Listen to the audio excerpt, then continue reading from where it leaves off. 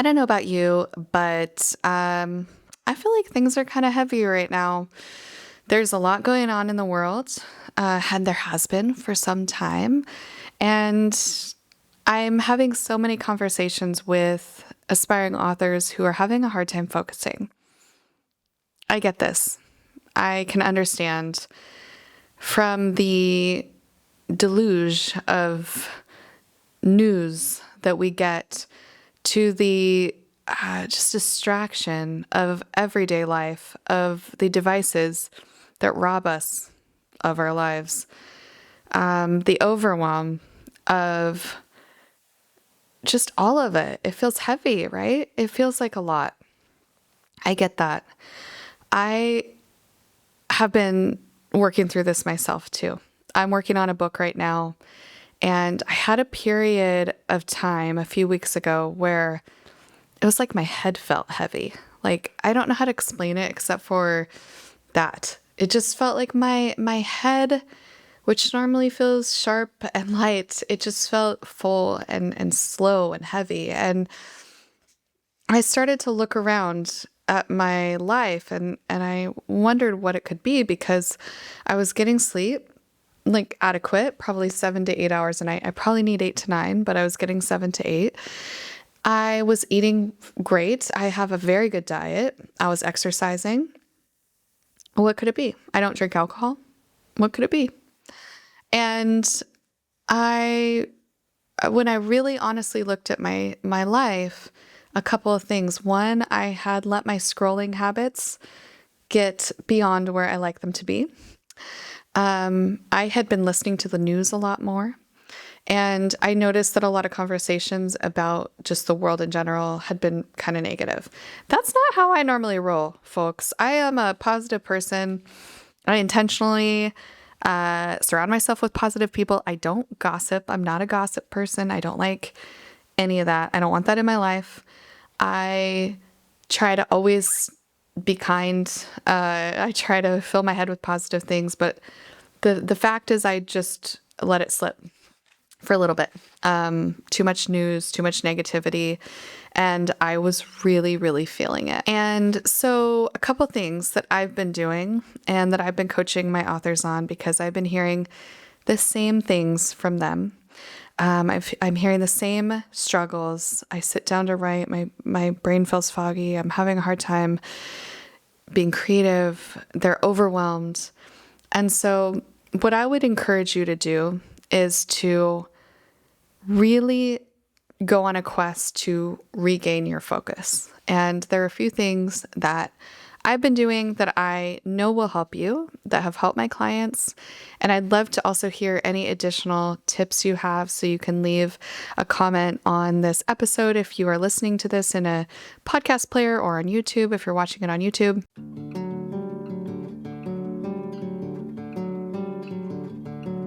Welcome to Beyond Better, a podcast that explores a simple but profound idea. We all deserve to live lives we love, and that includes our work lives too. I'm your host, Stacey Ennis, an author, book coach, speaker, and long-time location-independent entrepreneur living in Portugal with my family of 4.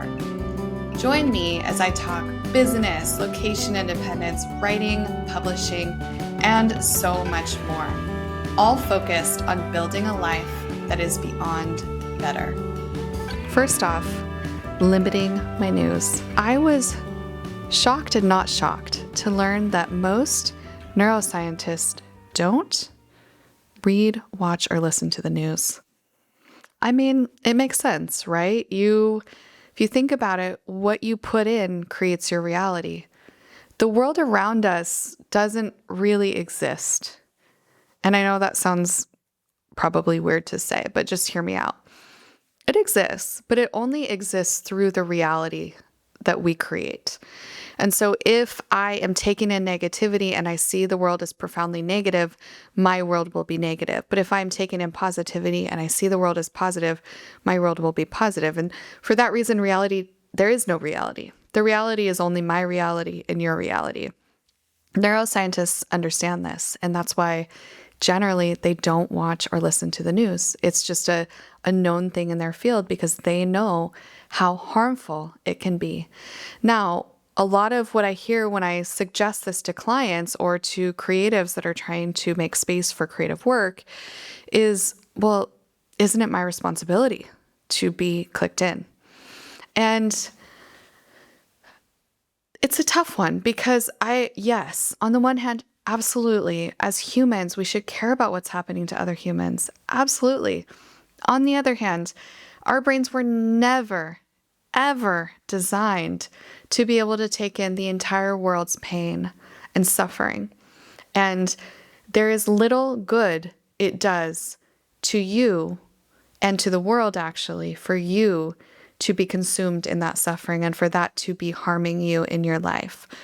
And so there is a balance between being aware and knowing what's going on and stewing in it, seeping in it, letting it destroy you in some ways.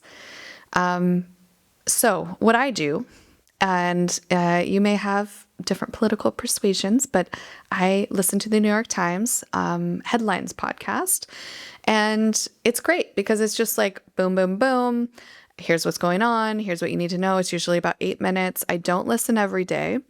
Sometimes I just simply read the headlines title and the description, and that's all I can take that day. And then a few times a week, I will listen to the headlines podcast and I'll get what I need. And then my husband just fills me in or friends on other things that I really, really need to know or that's really important going on. And then I will go and I'll look that up if I want more information or I want to learn. And that's been really, really important for me in taking back my focus. The other thing that I've been doing to take back my focus is making sure I'm reading a good book. Now, this, may be a little subjective, but I assume maybe if you're listening to my podcast or watching my YouTube channel, maybe you like books too. One thing that is constantly true in my life is that if I'm reading a good book, I am not scrolling social media. So my new goal is that when I finish one good book, I start another good book. As long as I have a good book rolling, I'm usually good with my attention.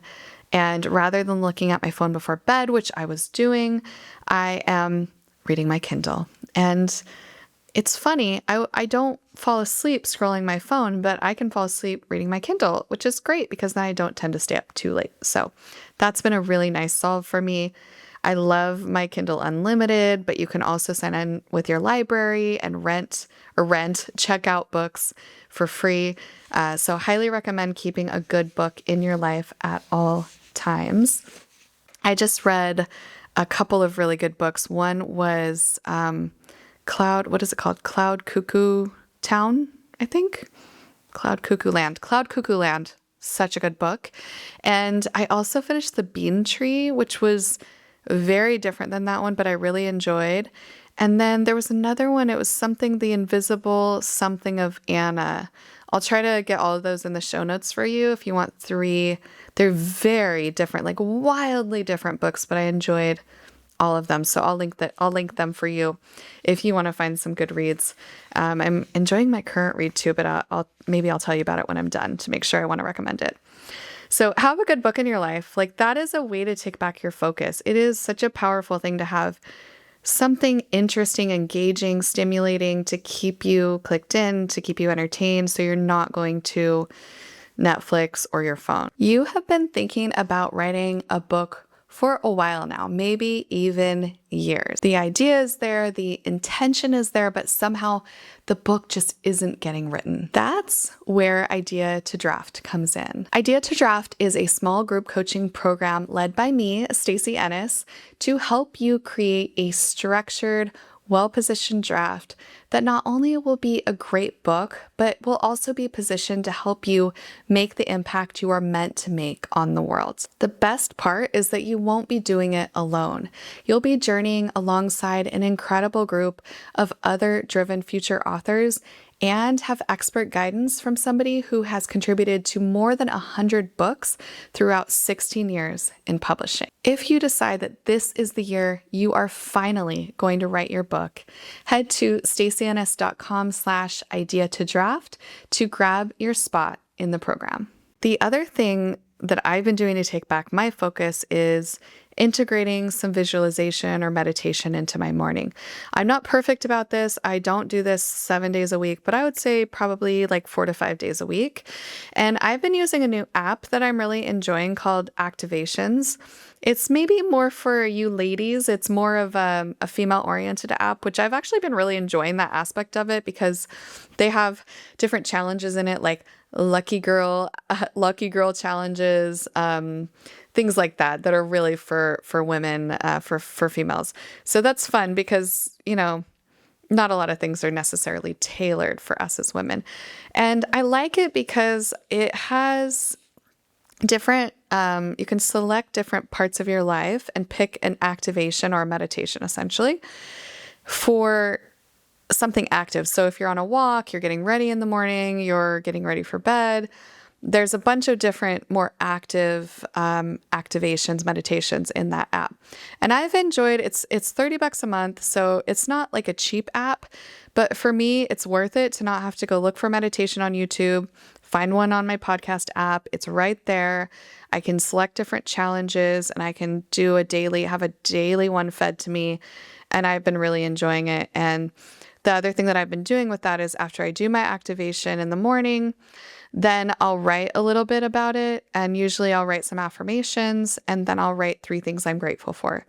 This is not something I've really ever done in my life consistently, but I recognize that I really, really needed something like this. I needed to take back my positivity, my gratitude, my joy, my focus, and it has really made a big difference. So maybe something like that could work for you too. It doesn't have to be a paid app. It could be a podcast playlist. It could simply be journaling, but something like that could be a really important part of helping you take back your focus too. And the last thing that I've been doing might seem a little counterintuitive because if you're feeling overwhelmed and you're feeling like you're struggling to sit down to write, maybe you're too busy, that's maybe the word you're using, but probably it's just your life is too full, or maybe some priorities are not exactly set where they need to be. What I'm about to say probably is not going to make a lot of sense, but hear me out. So one of the things that I've been doing is I've been trying to have an out of the house morning, or like half of a day. I work from home. I'm recording this from my home office. And so although I'm on calls all the time, nearly every day, I often am pretty alone here. And I'm in the same space. And I love my home. I love my office, but, kind of gets boring after a while. So what I've done is I now have a Portuguese class every Thursday morning. After that, I go and I work out of the house. And 1, that's opened me up to social interactions. 2, I'm challenging my brain with learning a new language. And 3, I'm in different environments. And for me, that has really helped just bring a little bit more aliveness, awaken my brain a little more. And I've been really enjoying writing out of the house. So I work on my book or I write emails to you. If you're on my email list, you should be. If you're not, stacyennis.com/join. Again, I'll be sure to include a link in the show notes. But that's been great because I'm just switching up my environment a little, getting my brain more awake and alive in this beautiful world that I'm so lucky to live in. And it's been a really important part for me in taking back my focus. And then there's all the normal ones: good sleep hygiene. I try to get to bed at a reasonable time and sleep 8 hours every night if I can. Good food, not drinking alcohol, exercise. I do all of that. It's a really important part for me in keeping myself alert and awake and creative. I just want to again say that if you're feeling like things are hard, you're not alone. There are many people out there feeling like you do. If you're finding it hard to write, you're not alone. It's normal when there's so much going on. And I don't want you to feel helpless. I want you to know that there are real strategies that you can do, that you can integrate into your life that can make things better. These are based off of neuroscience. We know that when we're in new environments, it actually encourages our brain function, like the development of new neural pathways. We know that habits create new neural pathways, good habits and bad habits. We know that scrolling is detrimental to brain function. We know all of these things. We also know that creating is one of the best things that you can do for your brain to work better and so that you can create more. So while I know that there is so much, and I never, ever, ever want to minimize what's going on, especially for those of you who are in groups that are highly affected by the things going on in the world, I recognize as a white person, as somebody who grew up in a privileged environment, that I can't understand all that's going on in all communities around the world. I would never in a million years claim to understand. And you still have a life to live. You have a book to write. You have so much to look forward to and so much good to create in the world. And I hope that today has helped you by giving you some ideas. Maybe you have more ideas that you can add to the ones that I gave you. And that maybe today there's one thing you could pick from what I shared and you could do it. Go do that. Go try it and see if it makes a difference. And if you can, try to pick something and try to do it for at least a few weeks. So 3 to 4 weeks. And it only needs to be one thing. So maybe your one thing is you're going to go to bed at the same time every night and you're going to bring a book and you're going to set your phone across the room. Maybe that's it. Or maybe your one thing is you're going to work out of the house for one day a week. Whatever it is, take one thing and see if it makes a difference for you. Don't do it all at once. You could do one thing at a time or even two and try it. For me, it's so important. I am not a perfect person. I will never claim to be. All of the things that I share with you are things I do because I am human. And I also have periods where I have a hard time focusing. And whenever that happens, I do a life audit and I go, aha, that's it. And that, and that. And then I try to fix it. That's always my quest, is to be better every day. I'd love to hear your thoughts. If you have more things that have worked for you, please share them either in the comments on YouTube or on the comments of this podcast, wherever you're listening to it. I love learning from you. You always teach me so much. And I'm sure that there's some nuance you could add to what I shared, or something that you've done that's worked really well. So I would love to hear from you. And I really hope that you find what works for you. You take a deep breath and you go out and create. I want to thank, as always, Rita Dominguez for her production of this podcast.